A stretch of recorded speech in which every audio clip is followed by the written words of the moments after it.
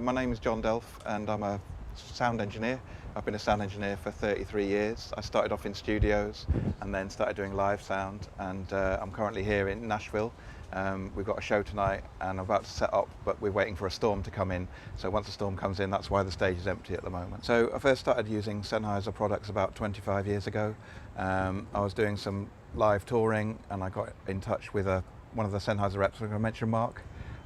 So Mark Saunders, who used to work for Sennheiser, helped me out with some microphones for one of the tours that are on. Up until that point, I was using microphones and I was struggling to get the vocal level high enough. And then when the 935 came out, it was the first microphone that I used that I could actually turn down, and I found I had plenty of level with the rejection. So from that point onwards, I've tried to use Sennheiser mics on every show that I've ever done since in the last 25 years.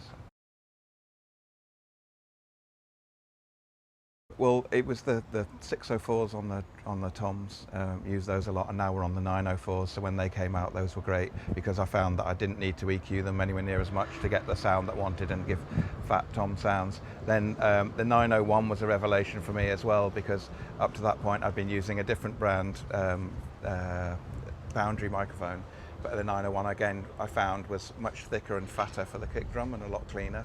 So yeah, it was the whole combination of all of them. And then when I've discovered that the 184s, the Neumann 184s for cymbals, for hi-hats, for overheads, for rides, they were quite a revelation as well.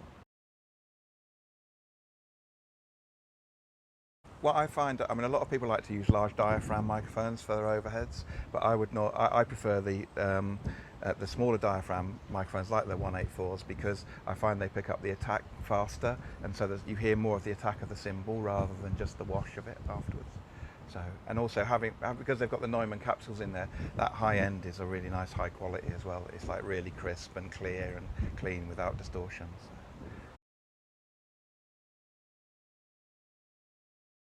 Well, we've done this tour. We've been doing a mixture of amphitheatres and arenas.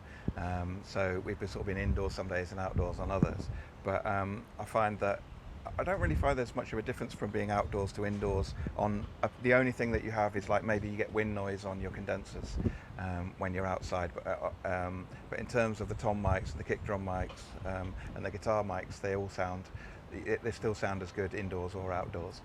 Yeah, the only problem you have would be like your overheads. You might want to put a wind cover on, a windshield, but other than that, all the others are great. Yeah, so we've got like snare bottom is a 904 as well, and all the toms are. We've also got rotor toms going, which we've under-mic'd with 904s, and then the guitars are 609s.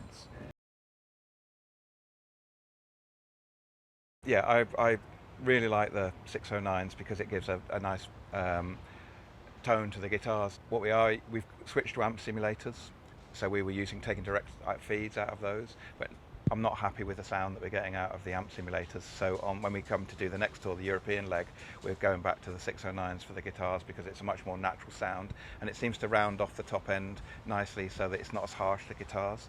And I mean, even the 906s, I like the little switch on the back of them, so that I put them into the high roll-off position to make them sound vintage, and they sound really, really nice, and it adds a nice warmth to that. And normally I'd double mic them with two of the mics and two of the same mics, because a lot of people will use two different mics, so they might use two different brands of mics. But I find using two identical mics, you get much better reinforcement, and so it makes it sound a lot thicker, and especially with the 609s. Yeah, when I was first using the 935, I say that was the first vocal that I had to turn down, so I was able to have plenty of headroom in that. So when the 945 came out, almost immediately it came out, I managed to get hold of a couple of them, and I've used them ever since on that. And so on this gig, I was able to choose what vocal mics I wanted for the backing vocalist, and so the 945, and they've been on there from the very beginning, and they've never changed, and we've got no intention of changing them at all. So because they sound great, they've got really good rejection, and you can get plenty of level out of all the vocalists as well. So, and then also, but now you've brought out the 445 and the 435, so I would like to switch to those at some point in the future. That would be the only thing I would change them to. Other than that, nothing else will do the job as well. Oh, and the headphones that I use at front of house are the HD25s. And every time somebody on a forum on Facebook says, "Oh, what are the best headphones for mixing on?"